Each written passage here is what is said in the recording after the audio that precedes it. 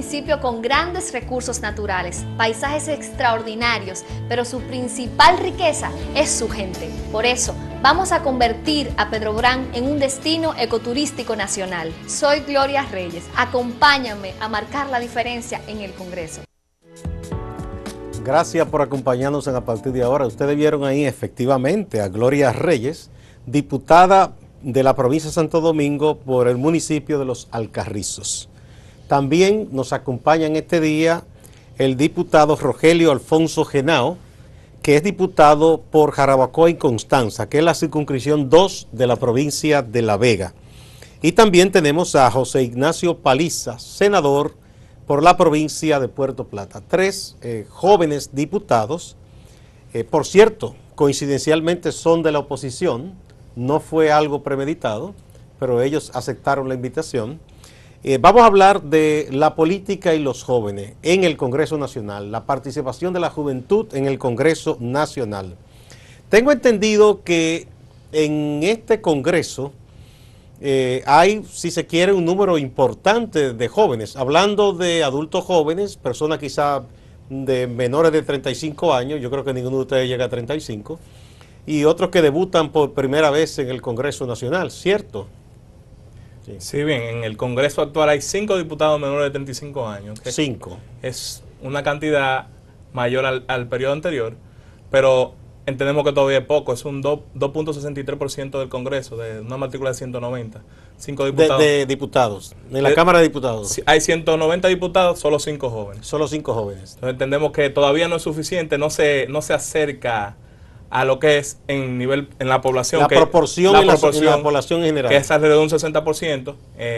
Un grupo de diputados jóvenes presentamos ante el hemiciclo una propuesta de cuota de participación juventud, tanto en el interno de los partidos como en los cargos electivos, para tratar de que este sistema electoral tan desigual, que no le da espacio a los jóvenes en iguales condiciones a participar internamente en los partidos y menos en los cargos electivos, sea un poco ayudar, una discriminación positiva que es la cuota de la juventud. Hicimos una propuesta que busca un 20% de los cargos electivos internos y externos. Sea antes de entrar en detalle de qué pasó con esa propuesta, diputado, vamos a ver qué nos dice Gloria Reyes sobre la juventud y en particular en este caso ustedes son jóvenes legisladores de la oposición.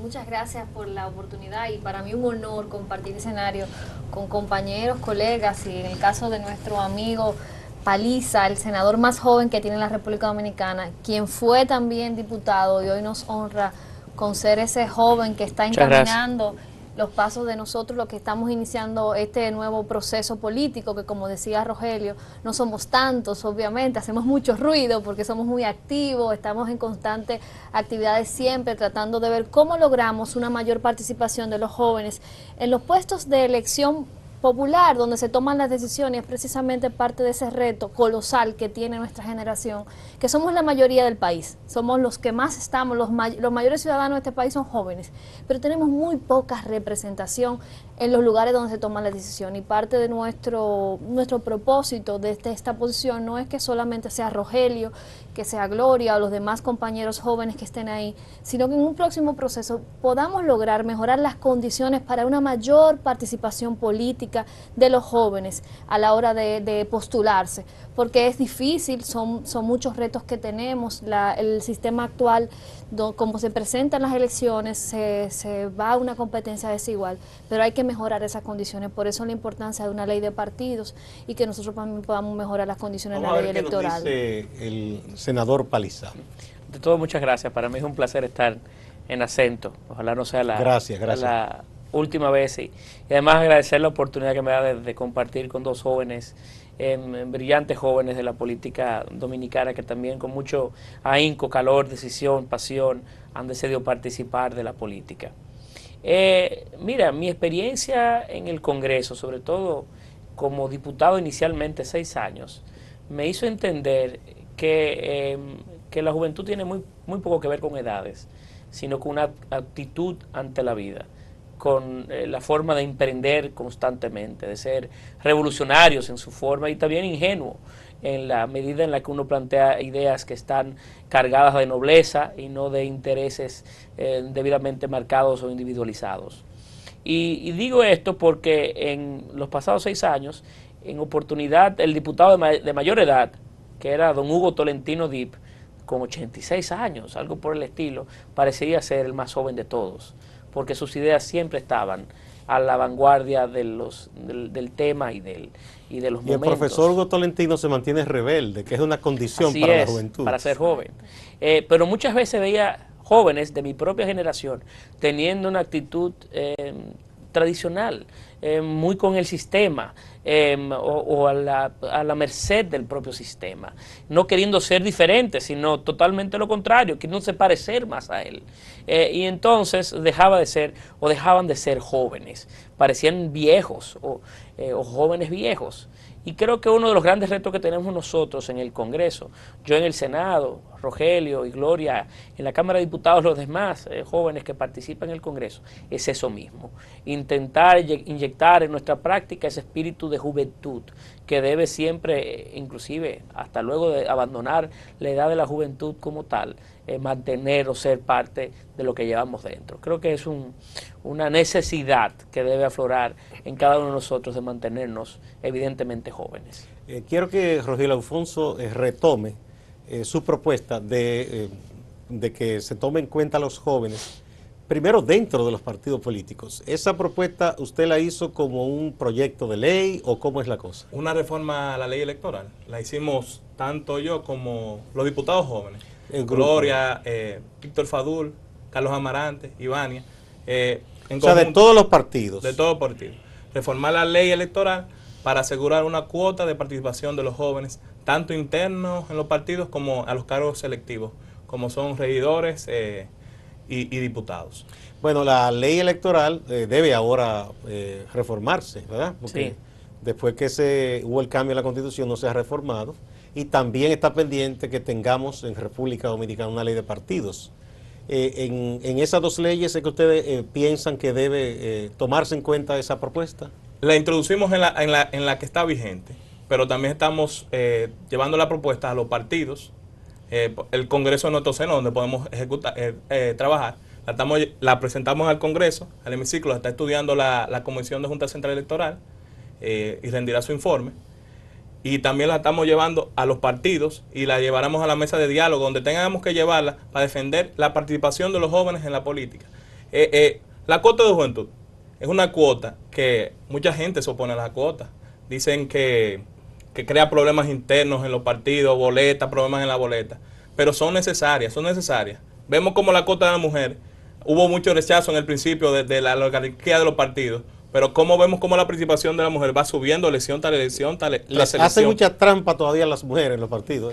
Hay tiraje machista, pero poco a poco. Pero va creciendo la cuota. Y eso es momentáneo. Llegar a un punto que no serán necesarias. Y entendemos que un país joven como República Dominicana necesita representación joven que esté conectada con lo que siente la mayoría del país. Y que no es así llevado al Congreso. Entonces tenemos que los partidos deben dar paso a la juventud. Y la cuota es una manera de acelerar eso. Que podamos tener un joven presidente, es una especie de discriminación positiva, una discriminación positiva. Sí. Y la cuota, por ejemplo, ahora me aplica a mí, pero en el futuro no me aplicará, es temporal. Será un hijo tuyo, al hijo de un amigo tuyo. Sí. Cualquier joven que quiera participar en la política, que entienda que puede servir al país, que pueda aportar ahora, al país. Ahora, yo les pregunto a ustedes, en nuestro país, no solo en la política, pero se siente más en la política. Los dominicanos y dominicanas somos pocos dados a retirarnos. Y quien llega a veces a un puesto, si lo pueden reelegir eternamente hasta morirse, estaría feliz. Entonces es difícil muchas veces, no solo a la juventud, prácticamente que le den paso a nadie. Y el caso de Gloria tiene una doble barrera, joven y mujer. Así es. Háblenos un poquito de eso, porque usted llegó, usted tuvo que romper muchas barreras. Mire, realmente sí es no competimos en igualdad. Aunque hay mucha gente que entiende que quizás por el hecho de que uno sea joven o mujer, pues se te va a hacer aún más difícil si uno sabe aprovechar esas condiciones para ver las oportunidades, como es nuestro caso, que pudimos identificar que en esa comunidad donde residimos, donde hemos estado toda nuestra vida, sí era necesario un nuevo espacio para gente nueva, gente joven, y tener el valor, porque hay que tener mucha valentía para asumir los retos. Y obviamente el combinar el hecho de ponerte estar en una boleta gracias a esa cuota de mujeres, que debo decirlo, yo tuve la oportunidad de participar en esta boleta por una cuota de la mujer.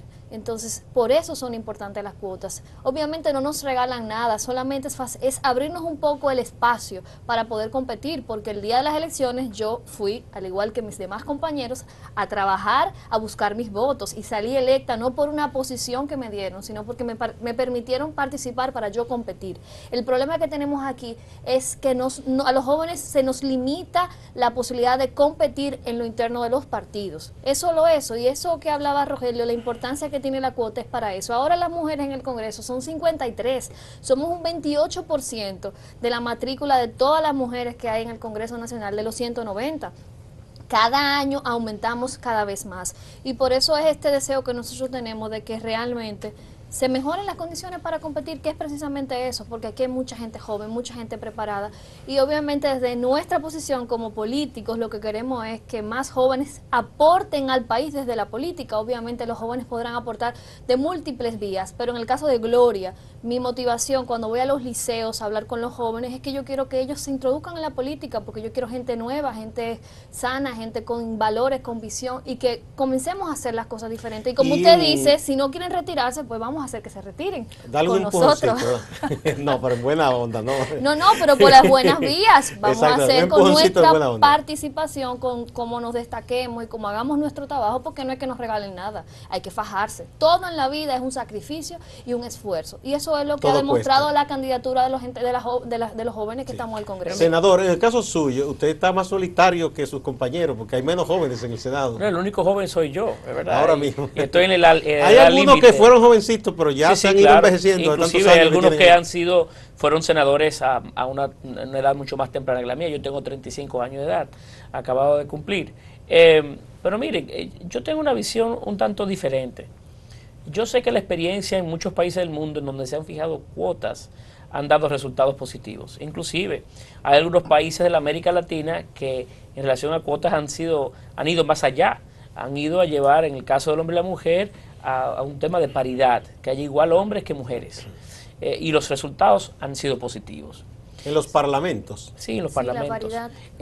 No en candidaturas, e inclusive en posiciones electas ya. Claro. Sin embargo, mi visión sobre el tema, aún como joven, es diferente.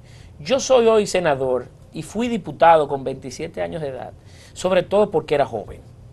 Mi principal elemento de atracción era ese.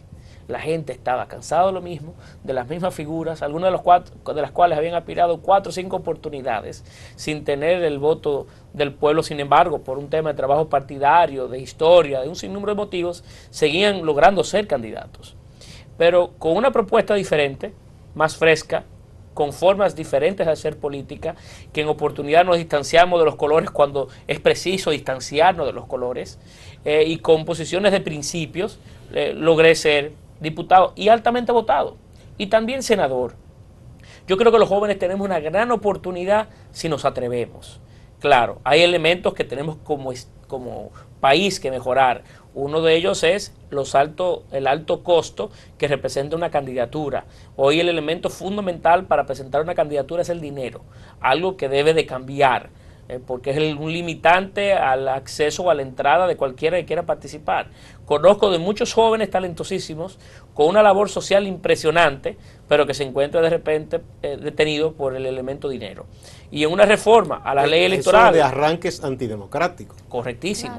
Claro. Tanto en la discusión de la ley electoral como de una nueva ley de partidos o una nueva ley de partidos políticos, hace falta que ese elemento, que creo que es el esencial para que más jóvenes y más mujeres puedan participar, debe de prestársele toda la atención del mundo, porque ya los procesos terminan requiriendo tanto dinero que pierden inclusive conexión con la lógica, porque el dinero que se invierte es muchísimo mayor al que se va a recibir en emolumentos, en salarios y en todos los demás privilegios que pueden existir. Genera sospecha de entrada. Correctísimo. Porque si una persona gasta... El dinero fácil es el que termina participando. 20 millones y no se va a ganar eso en todo el cuatrenio, entonces está rarísimo. ¿Qué lógica tiene, verdad? Sí, y creo que eso es un elemento que distorsiona el acceso del joven a la participar en política. Pero los jóvenes tenemos toda la ventaja del mundo.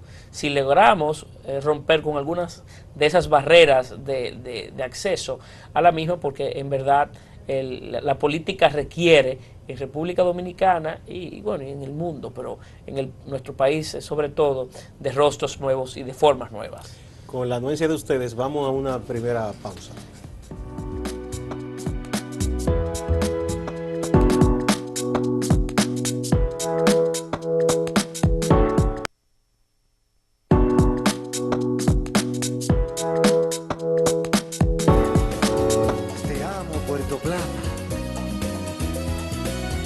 Mi Puerto Plata querido, con Dios para siempre. Bueno, ahí está usted, senador. Quiero preguntarles a los tres, vamos a empezar por usted mismo, que apareció en el anuncio, ¿cómo se involucran ustedes en la política? ¿Es un asunto de familia? ¿Fue una inquietud personal? ¿O cómo es la cosa? En el caso suyo, senador. Mi familia, el único político es este servidor. No ha habido esa tradición en mi familia. Nunca no, nadie. Para y nada. No le dijeron sus padres, muchachos, ¿para qué te va a meter en ese lío, no, ese problema? Realmente mis padres siempre sí forjaron hijos conscientes. Conscientes de su rol en la sociedad y de la realidad en la que habíamos crecido, nacido, vivido y el compromiso que teníamos con ella. Y ahora bien, yo me crié en un pueblo. Y quienes crecen en un pueblo siempre están más en contacto con las cosas que suceden en su entorno. El que vive en grandes ciudades como en Santo Domingo, te puedes vivir en tu propia realidad. Pero ya Puerto Plata no es tan pueblito, Puerto Plata es grande. Tener contacto, bueno, pero me refiero a hace 30 años, ¿verdad? Bien. Y sigue siendo una ciudad pequeña, en donde hay esa nobleza y ese contacto sencillo, esa familiaridad con todo el mundo. Y creo que esa idea de haber crecido en ese ambiente, con padres conscientes, quizás en un ambiente más maduro de lo tradicional, forjó en mí desde muy chiquito. ¿Sus padres qué son? ¿Empresarios? Empresarios, sí. Empresarios. ¿En qué negocios se manejan? En inmobiliarios, sobre todo. Inmobiliarios, sí. Sí, pero no, industriales también. Pero realmente no existía ese vínculo o afinidad con la política tradicional, ¿verdad? De la militancia en partidos y demás, porque siempre políticas gremiales o empresariales sí habían participado, pero no así necesariamente en el día a día de la política. Pero creo que ha sido una combinación. En principio usted se vinculó al PRD. Al PRD. ¿Por qué al PRD? ¿Qué le llamó del PRD de entonces, de aquella época? Bueno, yo creo que muchas de las ideas que dieron origen a ese partido y las ideas que lo constituían. Yo me identificaba con la socialdemocracia como un instrumento de humanizar la propia estructura del Estado, las regulaciones que vayan cercanas a ese fin o a ese principio. También se me dio la oportunidad, era un partido mucho más fácil para mí en el plano personal, sin vinculaciones con nadie, de poder acceder a él y de crecer en él. Y creo que una combinación de esos elementos me invitó a participar del Partido Revolucionario. ¿Quiénes eran entonces los líderes en Puerto Plata del PRD cuando usted se vinculó? Realmente lo hice aquí en Santo Domingo, porque una vez haber terminado los estudios de escuela, pues ahí me enrolaba en la política directa. Y en tal sentido aquí crecí, por cierto, en el Senado de la República. Conocí la política en el Senado de la República con Ramón Alburquerque, que en ese momento era presidente del Senado. Y una cantera de los principales líderes del PRD estaba en el Senado en ese momento. Doña Milagros, Vicente Sánchez Baret, Milton Ray Guevara. Era el Senado de los varones, por utilizar un nombre muy español, de la política PRDista, Jesús Vázquez Martínez, Andrés Bautista. Era ese PRD que estaba representado alrededor de los grandes líderes provinciales y regionales que tenía, con el que contaba, quizás la principal fortaleza del PRD de los años 90, principios de la década pasada. Sí. ¿Y usted llegó a tener contacto, a conocer al doctor José Francisco Peña Gómez? Realmente no. Porque mi enrolamiento en la política inició en los 98, 99, ya él había fallecido. Luego de su fallecimiento. No tuve esa oportunidad.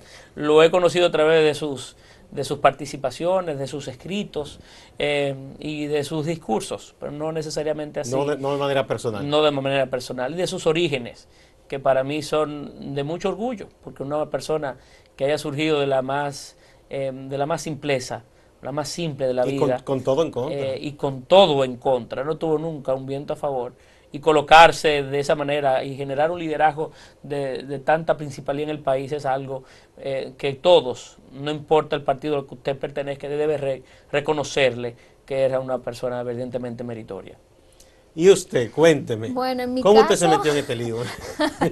Yo crecí en una familia política, de comunitarios y personas. Mis padres fueron sí, mi padre y mi madre, los dos estuvieron siempre trabajando de la cara de la comunidad. Nosotros, una familia completamente unida con los trabajos de la gente.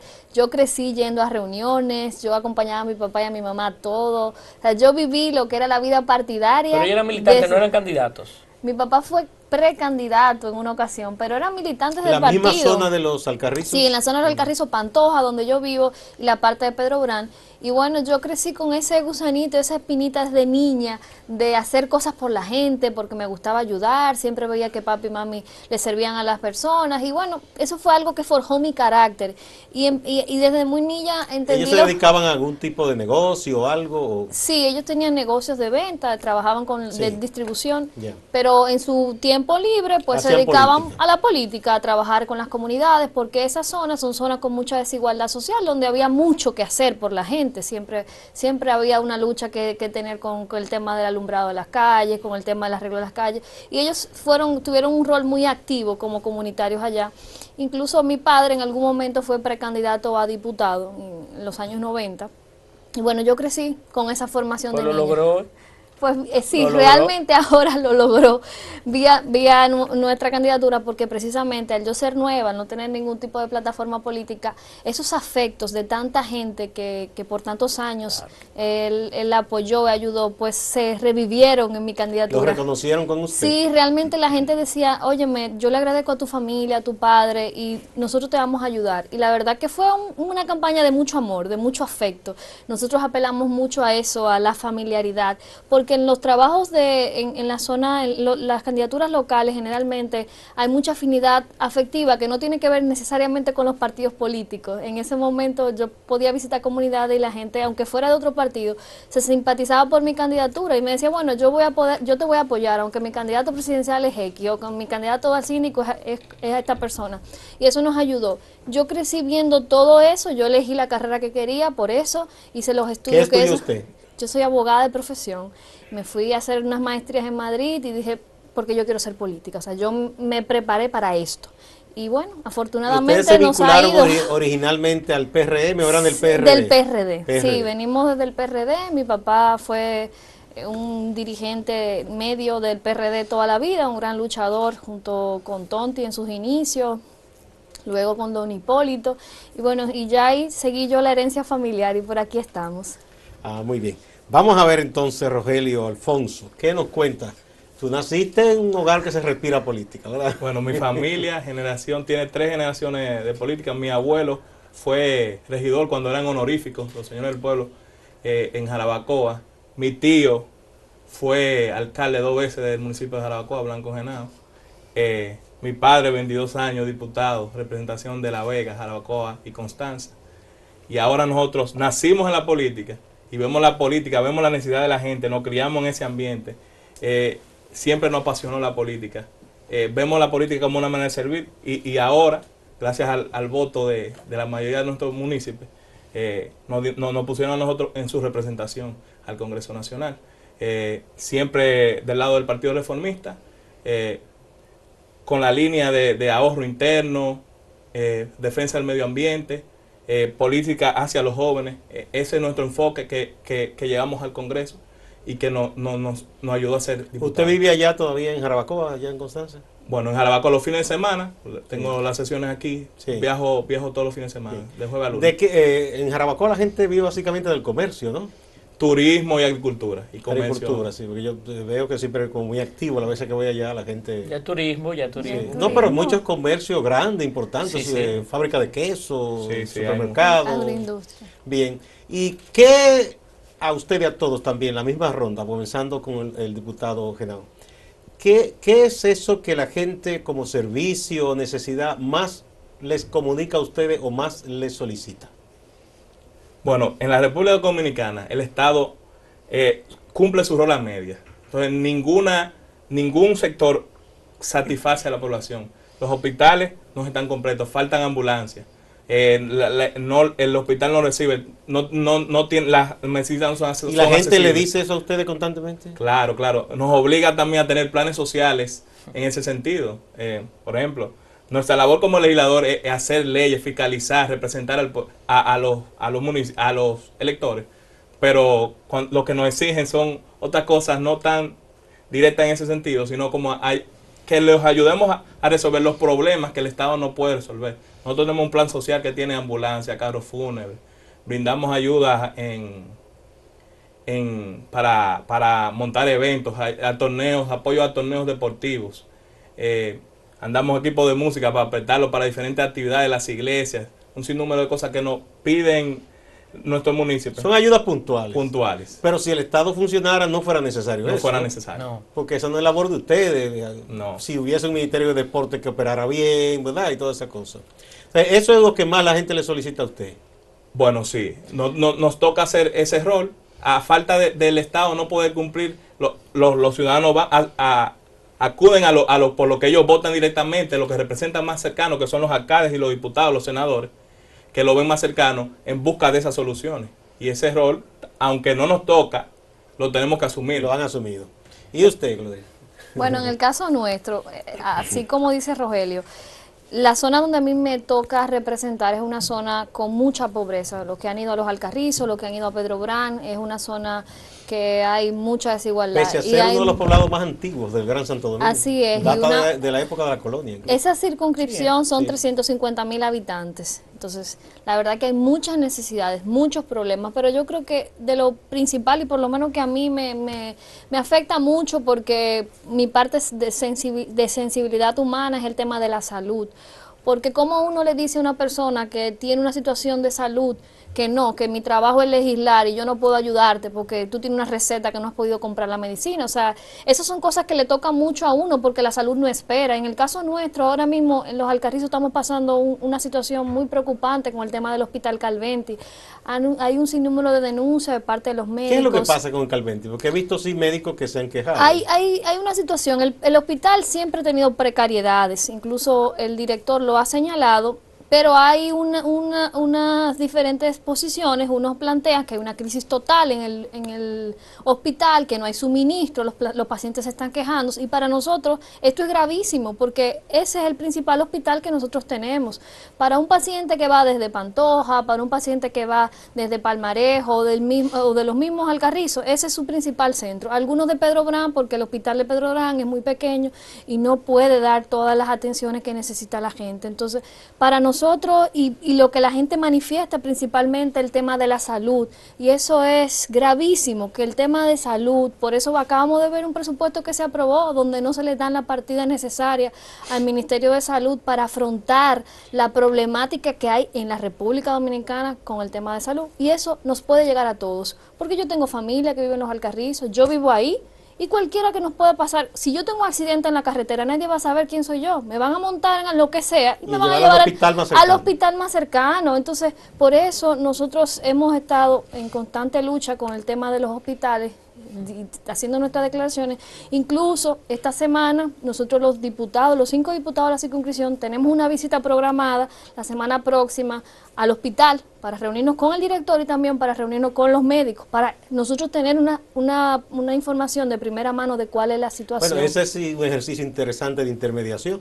Correcto. Que ustedes llevarán quizá ese problema a otras instancias. Y usted, senador. Quería en relación a la conversación, puntualizar dos cosas. Sí. Primero, Gloria, lo que pasa en el Calventi no es del Calventi, es que el sistema de salud de República Dominicana colapsó. Sí. En Puerto Plata, por poner mi ejemplo, el Hospital Ricardo Limardo tiene 5 años de remodelación, no tiene una unidad de cuidados intensivos, no tiene un quirófano y apenas la mitad de sus habitaciones o de sus camas funcionan. Solamente para poner el mejor de los ejemplos, la unidad de toma de análisis, de de análisis médicos, tiene capacidad para hacer 9.000 muestras al mes. Está haciendo más de 30.000 muestras al mes. O sea, la relación, el tema tuyo que expresa de salud de tu región no es tuya, es de la... ¿Ese es el único hospital público en Puerto Plata? Existen otros hospitales menores en algunos municipios. Dispensarios pequeños. No, y algunos hospitales, pero son pequeños y viven una realidad muy similar. ¿Verdad? Sí. No, es ¿De qué época data? Ese hospital data de la época de Trujillo, ¿no? Dios sabe. Cuando Puerto Plata quizás tenía 5.000 habitantes. Ninguna capacidad. Necesita Puerto Plata una nueva hospital regional. Es la situación. El país necesita una reforma del sector salud y mayor niveles de inversión, no hay duda. Ahora, en relación a su pregunta inicial, es lamentable que tenga yo que coincidir con ellos. Y digo que es lamentable porque esa matriz debe de cambiar. La principal asistencia que se nos solicita a nosotros como congresistas están fuera de nuestras funciones y atribuciones.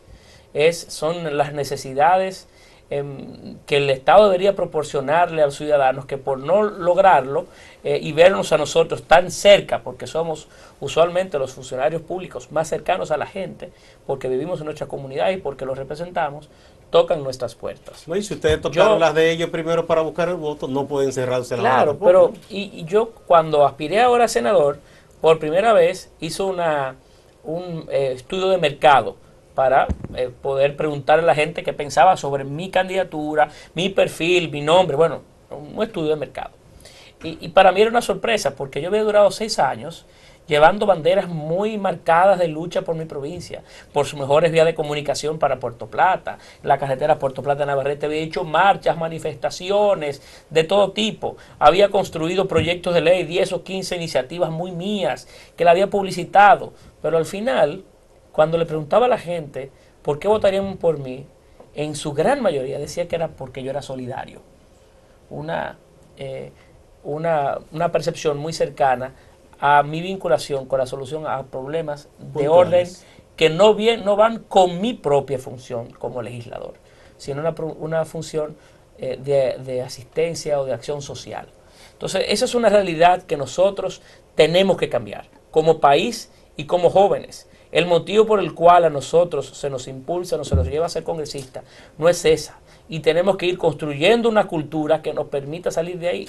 Porque algunos creen que tener fondos públicos, como tienen los senadores, por ejemplo, para atender esas necesidades que se conoce como un fondo de asistencia social o el barrilito, como se quiere, es una ventaja, y se equivocan.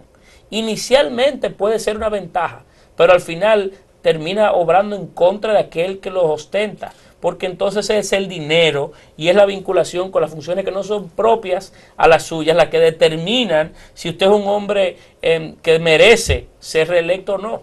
Yo soy lo que creo que tenemos que buscar la manera como sociedad de mejorar la forma en la que hacemos política y de limitar el campo y el rango de acción de cada uno de nosotros. Pongamos un puntito ahí, senador, para que en el próximo segmento, porque tenemos que ir a una pausa, hablemos de la posibilidad de hacer los cambios para que esa realidad ya no sea la que determine que ustedes reciban el voto de sus conciudadanos. Adelante, señor director.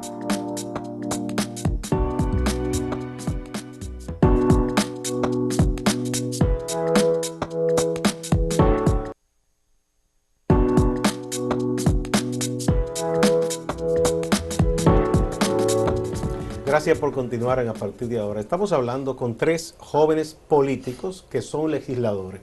Con el senador José Ignacio Paliza, senador de Puerto Plata, con Gloria Reyes, que es diputada por la provincia de Santo Domingo, específicamente en el municipio de Los Alcarrizos, y con Rogelio Alfonso Genao, diputado por Jarabacoa y Constanza, la circunscripción 2 de La Vega. Estaban hablando los jóvenes legisladores de todos los retos que representa ser un legislador, porque la cercanía con la gente hace que la gente, debido a las carencias y a que el Estado en sus entidades no cumple con las funciones, acuden a ellos a pedirles soluciones puntuales. Y usted hablaba, senador, de que eso debería ser cambiado. Claro. Entonces vamos a proponer, me gustaría que ustedes cada uno proponga cómo cambiar esa forma de hacer política en República Dominicana. No es fácil, porque es un sistema que viene estructurándose o ha venido tomando cuerpo, madurando hace mucho tiempo. No es nuevo el modelo de hacer política en República Dominicana, en donde el clientelismo, el fomentar el clientelismo, las dádivas, sea una práctica nueva, no es moderna, es una práctica histórica. Y por tanto el esfuerzo será uno mayor y requiere del compromiso de todos, porque en República Dominicana es una sociedad, es un país muy pequeño, pero a la vez con ciudadanos que viven muy distantes. Entiéndase, la diferencia entre los que viven en la clase alta o media de la República Dominicana con los que viven en su base es inclusivemente dramática la diferencia. Y por tanto hay una parte de la sociedad que ve la solución a sus problemas de una forma diferente a aquellos que tienen otra oportunidad o la vida les ha brindado otra oportunidad. Y en tal sentido, el reto que tenemos por delante como jóvenes y como actores de la política es grande.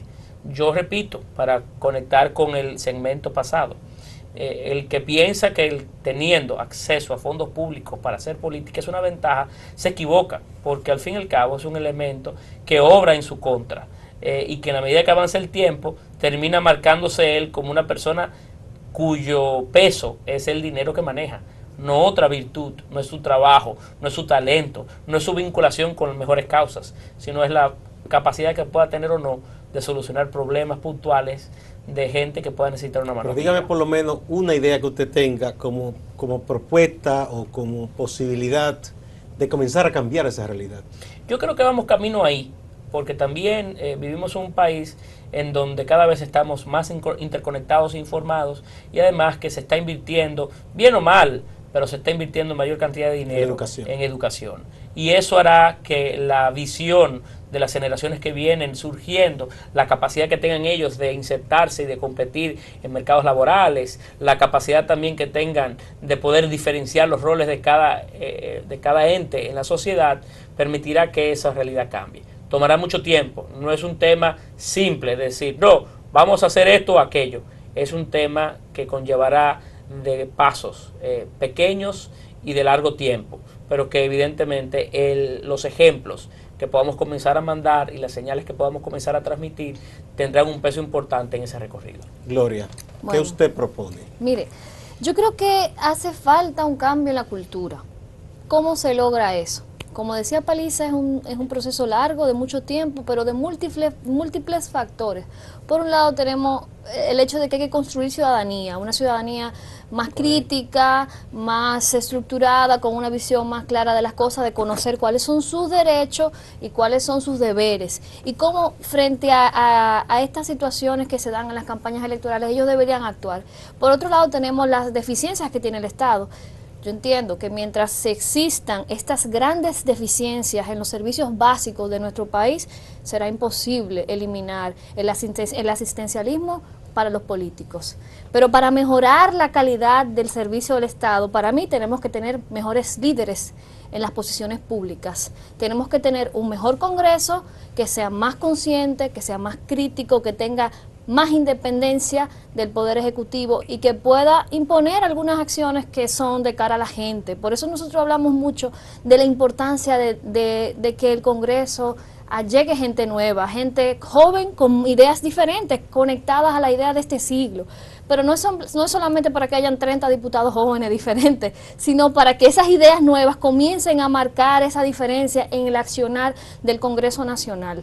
Porque nosotros no vamos a cambiar la cultura política que hay diciendo, bueno, simplemente yo, por lo menos particularmente, cuando estoy en alguna actividad, le digo a la gente, nosotros queremos que ustedes nos apoyen, no por lo que yo pueda conseguirles, sino por las propuestas. Eso yo lo hago y lo hacen mis compañeros, pero eso no va a ser suficiente. O sea, nosotros solamente creando conciencia de manera individual en nuestras campañas, con nuestras propuestas, no vamos a lograr cambios. Vamos a destacarnos, quizás sí, la gente nos va a preferir, vamos a lograr llamar la atención, pero cambiar el sistema desde la base, lo que se necesita, para mí requiere de eso, requiere de construir una mejor ciudadanía, de crear más conciencia, de una mayor educación, de entender que la gente sepa cuáles son sus deberes y sus derechos. Necesitamos tener un liderazgo político en las instituciones públicas más responsable, más capaz para administrar los fondos públicos, para que sea mucho más eficiente, para que logremos que los recursos lleguen a donde tienen que llegar, y desde luego un Congreso que pueda tener el valor de ser un contrapeso real a lo que es el Ejecutivo. Congreso, porque eso es lo que hace el Congreso. Don Rogelio Alfonso, ¿y usted cómo usted piensa cambiar esa realidad? Entendemos que una propuesta sola no es suficiente.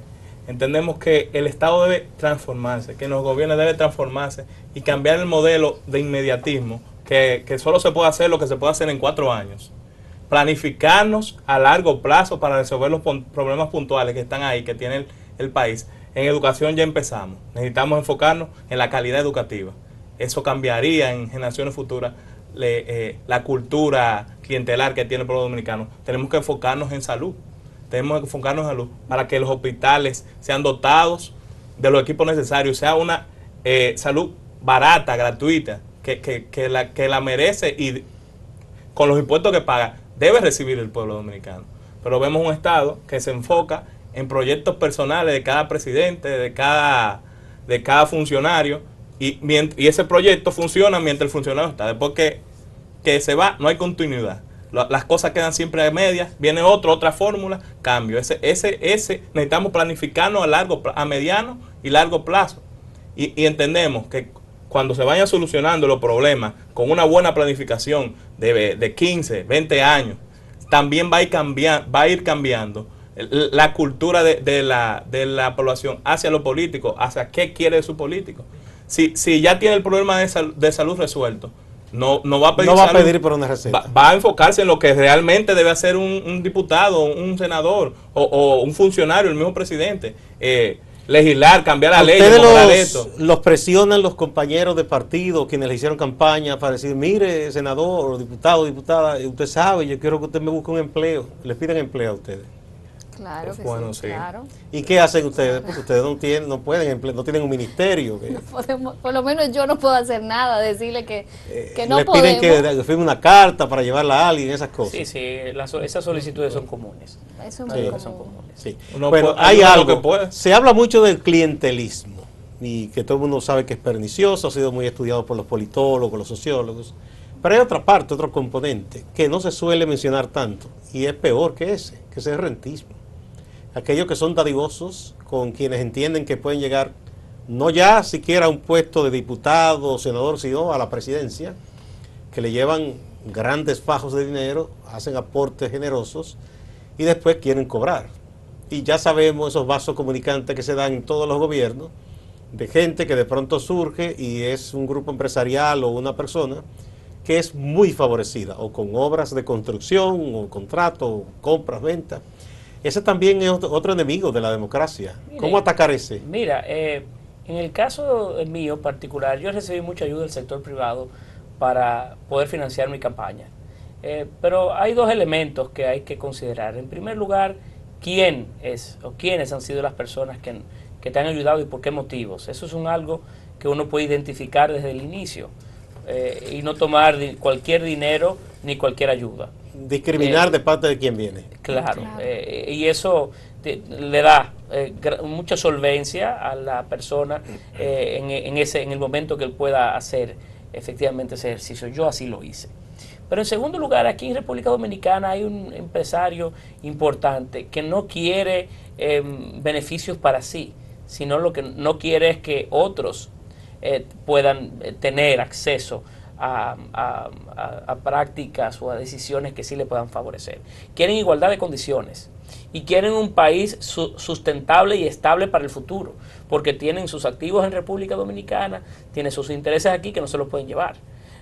Yo, por ejemplo, soy dueño de una finca, yo no me puedo llevar mi finca. Entonces tengo que buscar la manera de cuidarla y de cuidar el entorno para poder que siga siendo productiva en el tiempo.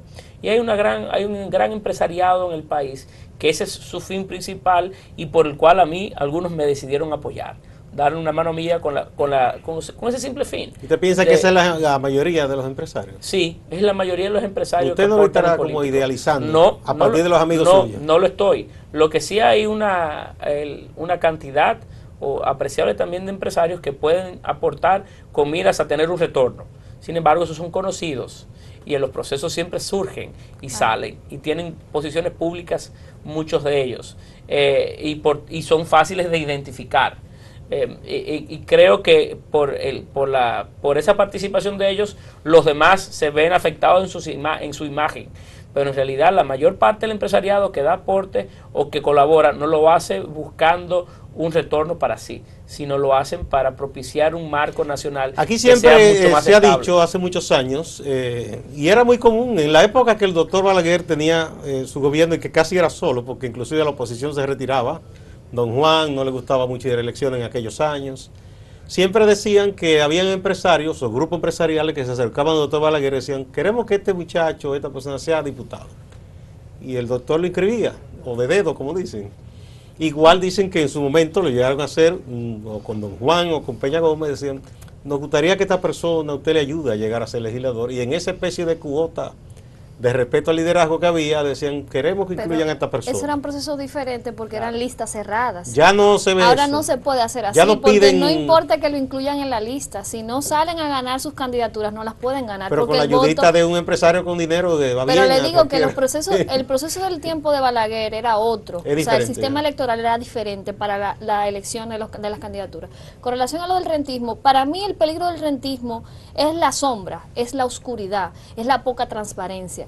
Si esos apoyos se regulan, como pasa en cualquier país desarrollado, no hay ningún problema. Claro. El que un empresario te apoye, y si la ley electoral tuviera en su contenido una regulación real del financiamiento de las campañas, esto no sería ningún problema. El empresario con un tope de donaciones, con una cuenta transparente que diga los fondos que tú recibiste, de quiénes fueron, pues no habría problema, porque simplemente eso es una acción de una donación, como lo puede hacer cualquier persona que quiera apoyar una candidatura. En mi caso yo recibí muchos pequeños apoyos de mucha gente, amigos que me regalaban 1,000 pesos mensualmente. Pero una de las quejas que yo veo en los partidos, y ahí están ustedes que son jóvenes, en todos, es que dicen, bueno, y lo he visto muchos amigos, en el PLD, PRD, PRM, ¿cómo te fue? Bueno, yo tenía el apoyo de mucha gente, pero a fulano, a fulana, tales y tal empresario, le hicieron una campaña que yo no pude competir. Eso también no es un desequilibrio. Pero el desequilibrio, para mí, el problema sería si eso el problema es el que no se transparente. Que se haga... si Paliza tiene mejores relaciones primarias con algunos empresarios que quieran apoyar su candidatura, es normal que le apoyen. ¿Cuál es el problema? Sí. Ahora bien, lo peligroso de eso es que no se sepa, que tú no sepas quién financió, ni de dónde salió ese dinero que se financió, porque no hay una regulación al financiamiento de las campañas electorales. Rogelio. Y en ese sentido, lo esencial sería establecer los topes que buscamos que a través de la reforma del régimen electoral se establece la claridad de quién los dona, de dónde vienen esos recursos y el tope de cada recurso. Ahí un sector no podría enfocar todo su dinero porque tiene un tope de X cantidad para donar a ese candidato o a ese partido. Y se ve la empresa que donó, sabemos en qué se especializa, ya sabemos en qué dirección se puede fiscalizar. Se puede fiscalizar. Entonces entendemos que el régimen electoral dominicano debe transformarse profundamente, donde se regule la publicidad, se regule el financiamiento, se establezcan topes, tiempos claros de campañas, para así la igualdad llegue a todos. Una campaña de 1 año no cuesta una campaña de 3 meses, que es lo que debería ser. Vemos que la carrera presidencial aquí, vivimos en campaña constante, de cada 4, ya hay candidatos internamente en los partidos luchando un proceso que viene en 4 años. Y eso necesita muchos recursos. ¿Y quién aguanta esos recursos? Tienen que acudir a unos financiamientos a veces medio extraños, que al final esos favores los cobran a través del ministerio, mega obras. Que ha sido una práctica muy dañina a través de la historia. Correcto. Bueno, muchísimas gracias por haber estado aquí con nosotros compartiendo estas ideas y del papel de ustedes como jóvenes políticos y ciudadanos que nos representan en el Congreso Nacional. Gracias a Rogelio Alfonso Genao, del Partido Reformista, por la circunscripción 2 de La Vega, Jarabacoa, Constanza, a Gloria Reyes, diputada por la provincia de Santo Domingo, en el municipio de Los Alcarrizos, del PRM, y también del PRM, pero en este caso senador de Puerto Plata, José Ignacio Paliza. Muchas gracias, les deseamos suerte, ojalá que ustedes puedan impulsar esos cambios que anhela el pueblo dominicano. Amigas, amigos, no se vayan, que hay más en Acento TV.